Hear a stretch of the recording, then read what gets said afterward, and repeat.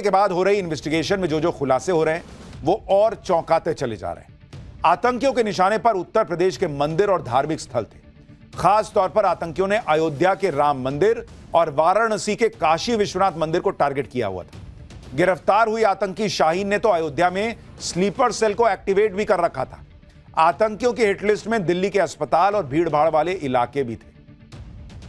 सूत्रों के मुताबिक इन लोगों का प्लान दिवाली के दिन धमाके करने का भी था, यानी हिंदू मंदिर और हिंदू त्योहार ये इनके निशाने पर थे। जैसे वहां पहलगाम में हिंदू जो सैलानी थे उनको टारगेट किया गया था। आतंकियों के खुलासे के बाद अयोध्या से लेकर वाराणसी तक सुरक्षा बढ़ा दी गई है। काशी विश्वनाथ मंदिर के बाहर स्पेशल कमांडो ने मोर्चा संभाल लिया है। दशाश्वमेध घाट समेत प्रमुख घाटों पर ड्रोन से निगरानी रखी जा रही है। वाराणसी में सुरक्षा को लेकर क्या माहौल है, पहले एक रिपोर्ट देखिए, फिर बाबरी मस्जिद को लेकर ये लोग क्या सोच रहे थे वो बताता हूं। काशी में सिक्योरिटी बढ़ा दी गई है। न सिर्फ काशी विश्वनाथ मंदिर बल्कि वाराणसी के जो प्रसिद्ध दशाश्वमेध घाट है और तमाम जो घाट है वहां पर इस वक्त चौकसी बढ़ती जा रही है। देखिए इस वक्त हमारी मौजूदगी काशी विश्वनाथ मंदिर के पास है और यहाँ पर किस तरीके से चौकसी बढ़ाई गई है, अलर्टनेस बढ़ाया गया है, उसकी तस्वीरें हम आपको दिखा रहे हैं कि जो पुलिस के आला अधिकारी हैं वो इस वक्त घाटों पर मौजूद हैं। और आप देखिए कि ड्रोन के जरिए पूरे घाट की जगह जगह निगाहबानी की जा रही है ताकि अगर कुछ भी संदिग्ध वस्तु दिखे या फिर कोई संदिग्ध गतिविधि दिखे तो उसको तत्काल रोका जा सके। और फिलहाल देखिए न सिर्फ दोपहर में बल्कि सुबह शाम जब आरती होती है तो उस दौरान भी कुछ इसी तरीके की जो सिक्योरिटी है वो इस वक्त नजर आ रही है। देखिए अभी तक की जांच में पता चला है कि आतंकी अदील और मुजम्मिल के पकड़े जाने के बाद डॉक्टर उमर घबरा गया था। पैनिक में धमाका हो गया। अब पकड़े गए आतंकियों से पूछताछ में खुलासा हुआ है कि आतंकी धमाका करने कब वाले थे। एक्चुअली जानकारी के मुताबिक आतंकी डॉक्टर्स का टेरर मॉड्यूल 6 दिसंबर को धमाके की साजिश रच रहा था। 6 दिसंबर को बाबरी विध्वंस की बरसी के मौके पर देश को दहलाने की साजिश थी, लेकिन उससे पहले ही आतंकी मॉड्यूल का पर्दाफाश हो गया और फरार आतंकी उमर ने धमाका कर दिया आनन फानन में कि पकड़ा ही जा रहा हूं तो फट जाता हूं। लेकिन इनके दिमाग से बाबरी ही नहीं निकल रही बॉस। कैसे लोग हैं ये। जांच में एजेंसियों को अब दिल्ली धमाके का तुर्की कनेक्शन भी मिला है। डॉक्टर उमर और डॉक्टर मुजम्मिल के पासपोर्ट की जांच में बड़ा खुलासा हुआ है। पता चला है कि दोनों डॉक्टर धमाके से पहले तुर्की की यात्रा पर गए थे। डॉक्टर उमर और डॉक्टर मुजम्मिल के पासपोर्ट पर तुर्की के स्टैंप मिले।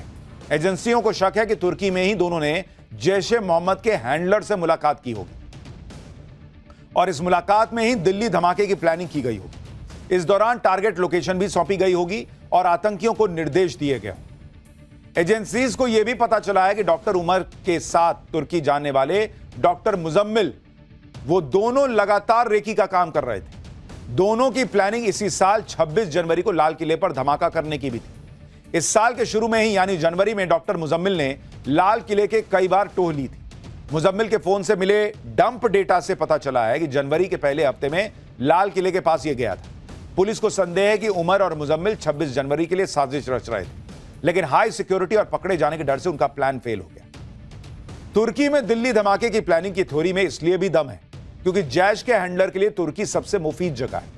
पाकिस्तान से करीबी के चलते जैश जैसे आतंकी संगठनों के खिलाफ तुर्की में बड़ी कार्रवाई नहीं होती। ऐसे में बहुत मुमकिन है कि मीटिंग की जगह तुर्की में फिक्स की गई हो। यह बात भी सामने आ रही है कि डॉक्टर उमर और डॉक्टर मुजम्मिल कुछ टेलीग्राम ग्रुप से भी जुड़े हुए थे। टेलीग्राम ग्रुप से जुड़ने के बाद ही दोनों ने तुर्की की यात्रा की थी। सूत्रों के मुताबिक 2 टेलीग्राम ग्रुप की जानकारी मिली है जिनके जरिए आतंकी डॉक्टर मॉड्यूल तैयार किया गया था। रिपोर्ट के मुताबिक इसमें से एक टेलीग्राम ग्रुप को जैश का आतंकी उमर बिन खतब चलाता था। एजेंसियां अब इस बात पर फोकस कर रही हैं कि जैश के हैंडलर से दोनों आतंकी मिले कहां।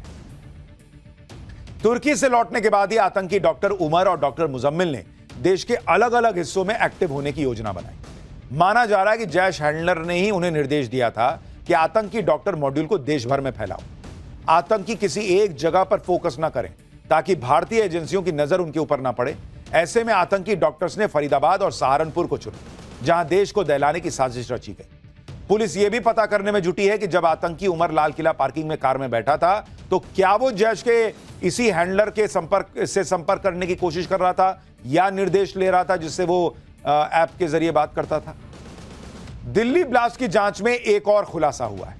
दिल्ली में जिस टेरर मॉड्यूल ने ब्लास्ट किया वो 37 दिन पहले एक्टिव हुआ था। सूत्रों के मुताबिक 4 अक्टूबर को सहारनपुर के डॉक्टर आदिल की शादी जम्मू कश्मीर में हुई थी। डॉक्टर आदिल की शादी के अगले ही दिन यह टेरर मॉड्यूल एक्टिव हो गया था। इसका मकसद फौजियों को धमकाने वाले पोस्टर, हथियारों की सप्लाई और पैसों का इंतजाम करना था। डॉक्टर आदिल लॉजिस्टिक और फाइनेंशियल चैनल संभालता था। इनका प्लान था कि मेडिकल प्रोफेशन की आड़ में फंडिंग और ट्रांसपोर्टेशन चैनल बनाए जाए। डॉक्टर आदिल की शादी में कौन कौन से मेहमान गए थे, इसकी भी अब जांच हो रही है। पहले आतंकियों के जनाजे में लोग जाते थे, वहां ये सब करते थे। अब बताइए शादी ब्याह में ये सब चल रहा है। फिलहाल डॉक्टर आदिल पुलिस की गिरफ्त में है, उससे पूछताछ चल रही है। दिल्ली धमाके के बाद जांच एजेंसियों की नजर फरीदाबाद की अल फलाह यूनिवर्सिटी पर भी टिक गई, क्योंकि यही वो यूनिवर्सिटी है जहां पर कश्मीर के 3 डॉक्टर्स पर देश की राजधानी दिल्ली को दहलाने की साजिश रचने के आरोप लगे और इसी यूनिवर्सिटी के पास के इलाके में विस्फोटक इकट्ठा हुआ। ऐसे में इस यूनिवर्सिटी के बारे में भी जानना जरूरी है। फरीदाबाद की अल फलाह यूनिवर्सिटी साल 2014 में हरियाणा विधानसभा के एक विशेष अधिनियम के तहत बनाई गई थी। 2015 में इसे यूजीसी की मान्यता मिली। इसका करीब 70 एकड़ में फैला कैंपस हरियाणा के नूह बॉर्डर के पास में बना हुआ है। इस यूनिवर्सिटी में भारत के साथ साथ दूसरे देशों के छात्र भी पढ़ते हैं। यूनिवर्सिटी के अंदर एक बड़ा 650 बेड वाला अस्पताल भी है। अल फलाह यूनिवर्सिटी का संचालन अल फलाह चैरिटेबल ट्रस्ट करता है। इस यूनिवर्सिटी में डिप्लोमा, ग्रेजुएशन, पोस्ट ग्रेजुएशन और पीएचडी जैसे कई कोर्स चलते हैं।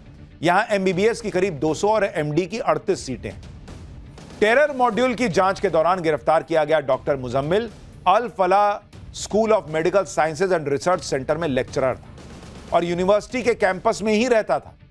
इस बीच जांच में पता चला है कि तीनों डॉक्टर यानी डॉक्टर उमर, डॉक्टर आदिल और डॉक्टर मुजम्मिल की मुलाकात जम्मू कश्मीर में मेडिकल कॉलेज में पढ़ाई और काम के दौरान।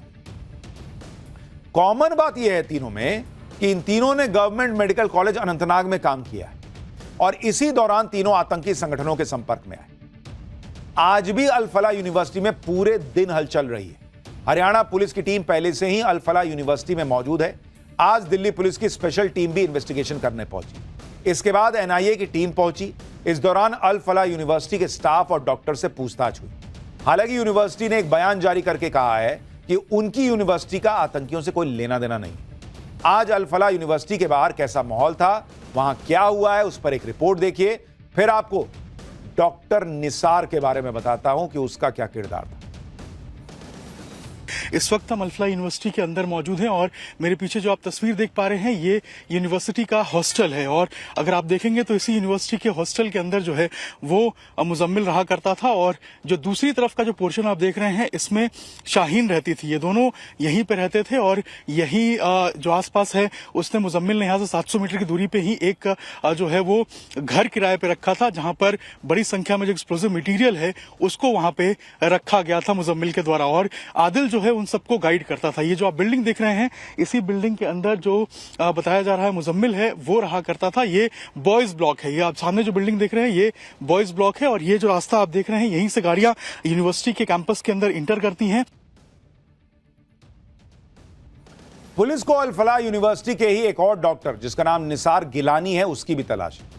आतंकियों के पकड़े जाने के बाद से वो फरार है। डॉक्टर निसार गिलानी जिसकी तस्वीर आप देख रहे हैं इससे पहले कश्मीर के एसएमएचएस अस्पताल में तैनात था, लेकिन आतंकी गतिविधियों में लिप्त होने के कारण उसे सस्पेंड कर दिया गया। डॉक्टर निसार गिलानी को अलगाववादी नेता का करीबी माना जाता है।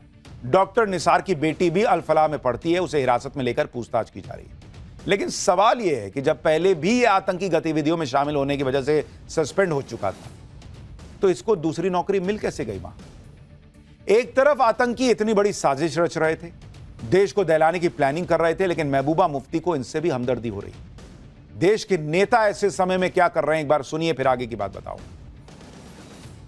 अगर खुदा ना खास्ता इन्वेस्टिगेशन के बाद जो बहुत साफ सुथरी होनी चाहिए ये वाकई होता है कि ये डॉक्टर इसमें मुलविस थे, तो मुझे लगता है हम जम्मू कश्मीर के लोगों के लिए बिलखुसूस हम मुसलमान कौम के लिए ये लम्हे फिक्र है।